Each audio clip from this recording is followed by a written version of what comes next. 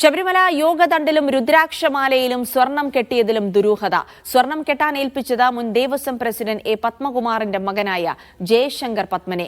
ദ്വാരപാലക ശില്പപാളികൾ കൊടുത്തുവിടുന്നതിന് മുൻപായിരുന്നു ഇത് നടന്നത്. 2019 മാർച്ച് 16 ഇറങ്ങിയ തിരുവിതാംകൂർ ദേവസ്വം ബോർഡ് ഉത്തരവ് കാണുക.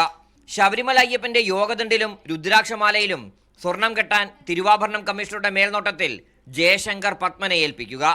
അന്ന് ദേവസ്വം ബോർഡ് പ്രസിഡന്റായിരുന്ന എ പത്മകുമാറിന്റെ മകനാണ് ജയശങ്കർ പത്മൻ. ഇതുപ്രകാരം 2019 ഏപ്രിൽ 14 ഇത് കൊടുത്തുവിടുകയും ചെയ്തു. ഇതിൽ വിവാദമൊന്നുമില്ലെന്നാണ് പത്മകുമാറിന്റെ പ്രതികരണം. സ്വർണം ചുറ്റെന്ന് പറഞ്ഞു കഴിഞ്ഞാൽ അത് ഈ മോതിരം പോലെ ചെറിയ ചുറ്റ്, അതിലൊരു 4-5 ചുറ്റുണ്ട്. ആ ചുറ്റ് നമ്മൾ ചെയ്തു കൊടുത്തതാണ്. അതൊക്കെ അവിടെ ഉണ്ടല്ലോ. ഞങ്ങളുടെ കുടുംബം ശബരിമലയായിട്ട് ബന്ധപ്പെട്ടതാണ്. അതല്ലാതൊന്നും ഒരു ദോഷവും അവിടെ ഒന്നും ചെയ്തിട്ടില്ല. സ്വർണം കെട്ടാനായി പുറത്തു കൊണ്ടുപോയിട്ടില്ല എന്ന് എ പത്മകുമാർ പറയുന്നുണ്ടെങ്കിലും അതിൽ വ്യക്തതയില്ല. മഹസറിൽ ഒപ്പിട്ടത് ഇപ്പോൾ ആരോപണ വിധേയരായ ഉദ്യോഗസ്ഥരാണ്. Thiruvabharanam commissioner KS Baiju, executive officer D Sudheesh Kumar, administrative officer B Murari Babu എന്നിവരുടെ എല്ലാം സാന്നിധ്യം ഉണ്ടെന്ന് വ്യക്തം. മീഡിയ 1 തിരുവനന്തപുരം.